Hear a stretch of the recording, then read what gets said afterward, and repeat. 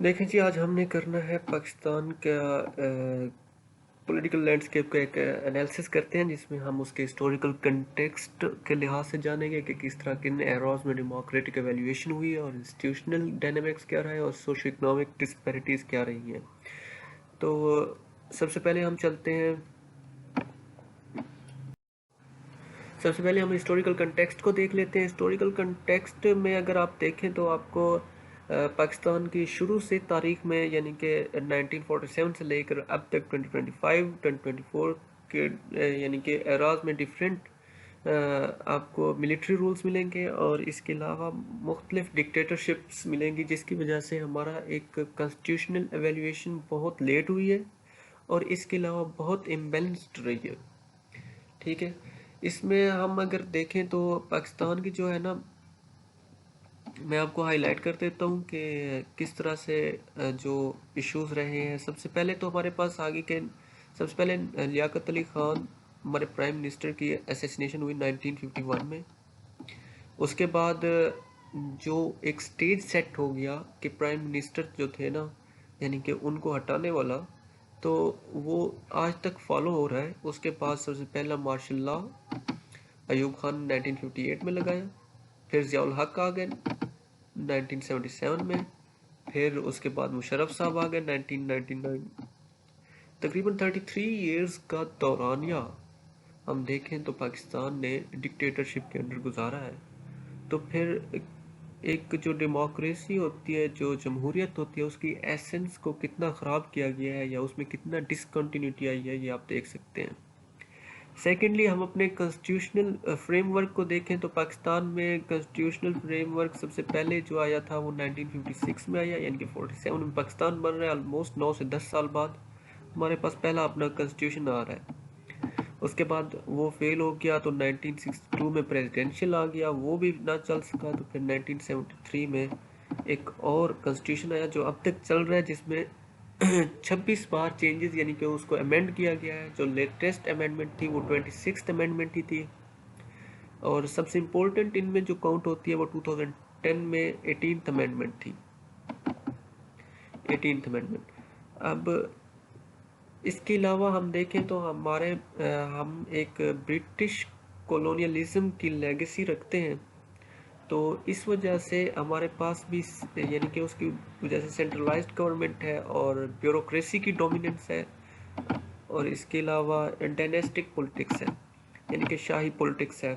अब बाप का यानी कि जागीरदार होगा तो उसका बेटा ही जागीरदार बनेगा, इस तरह की। अब ब्रिटिश वाला जो पॉइंट है ना, ये मैं थोड़ा सा आपको समझा देता हूँ।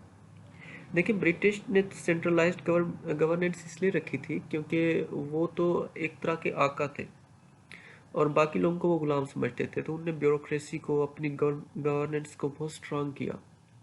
लेकिन अब जब पाकिस्तान बन गया तो पाकिस्तान में डेमोक्रेसी जो कि बाय रूल और बाय लॉ होनी चाहिए, जो कि rule of the people for the people होता है, तो ये बिल्कुल ही सेंट्रलाइज्ड गवर्नेंस के अपोजिट है। लेकिन हम चूंकि ब्रिटिश कॉलोनियलिज्म की लेगेसी को कंटिन्यू कर रहे हैं, तो इसलिए ये मसाइल हमारे अंदर मौजूद हैं अभी तक। अब दूसरा जो है ना, सिविल मिलिट्री रिलेशनशिप।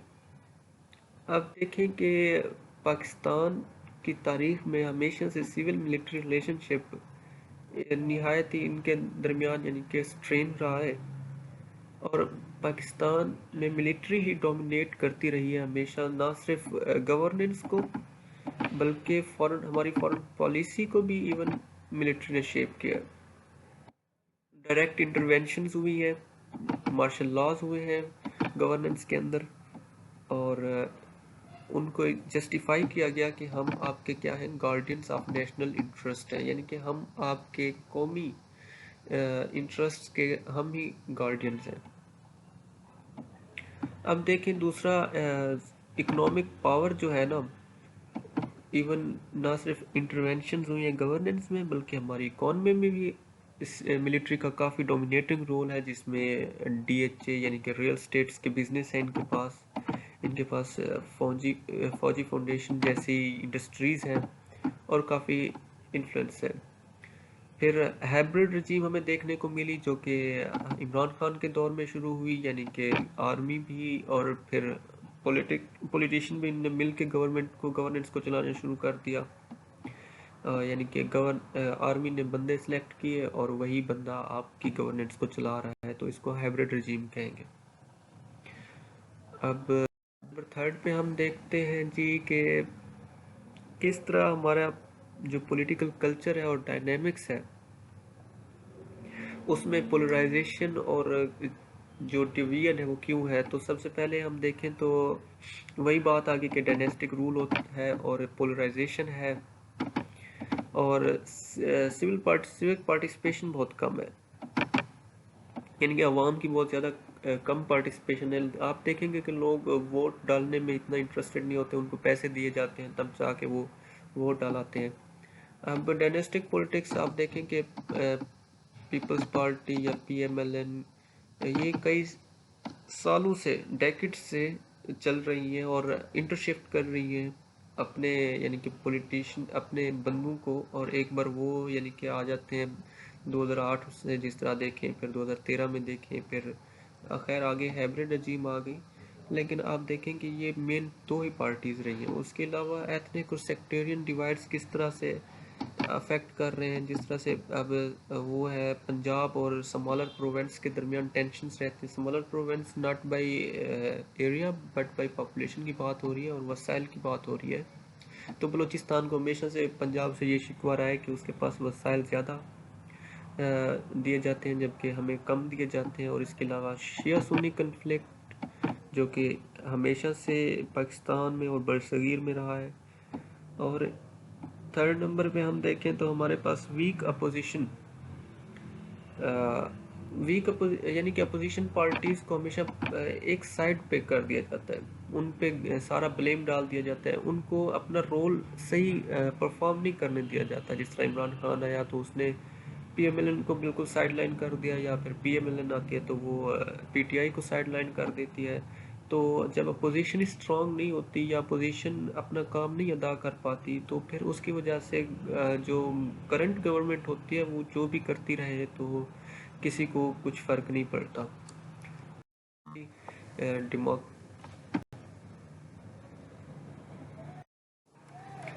اب فورن پالیسی اور ریجنل ڈائنامکس، پاکستان جو ہے آپ کو پتہ ہی ہے، ایک سائڈ پہ انڈیا ہے ہمارے، دوسری سائڈ پہ افغانستان ہے، اور پھر چائنا ہے۔ اب چائنا کو ہم بعد میں دیکھتے ہیں، پہلے انڈیا آ گیا، تو انڈیا سے آپ دیکھیں اب تک یعنی کہ پاکستان کی اتنی 100 سالہ سے کم تاریخ میں اب تک 3 جنگیں ہو چکی ہیں بڑی، ٹھیک ہے۔ ان نے ہماری نیشنل سیکیورٹی پالیسیز کو کس طرح سے شیپ کیا ہے کہ ہم زیادہ تر اپنے اس طرح سے ہماری ملٹری بھی سٹرونگ ہوئی ہے نا، دیکھیں ہم اس کو زیادہ بجٹ دیتے ہیں کیونکہ اب ہم کہتے ہیں کہ آپ کو جنگیں لڑنی ہے، اور پھر کشمیر کنفلکٹ آ جاتا ہے مین جو انڈیا کے ساتھ مسئلہ ہے، اور نیوکلیئر آرم کی جو ریس ہے اس سب کی وجہ سے یعنی کہ ہمارے مسائل جو ہیں وہ مسائل کا جو رجحان ہے وہ جو ہونا چاہیے تھا اس سے شفٹ ہو چکا ہے کسی اور طرف۔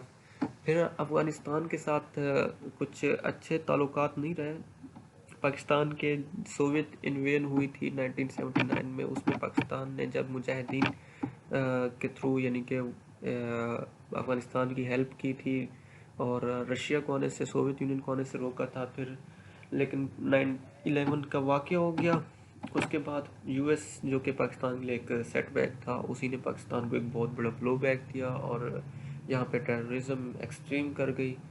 پھر اس کی وجہ سے بھی آپ دیکھیں یہ کس طرح سے ہماری U S China, U S Afghanistan اور پاکستان کا جو ٹرائیڈ تھا، یہ اس میں آپ کو کافی شفٹس نظر آئیں گے۔ پھر نمبر 3 پہ سی پیک کا مسئلہ آ جاتا ہے۔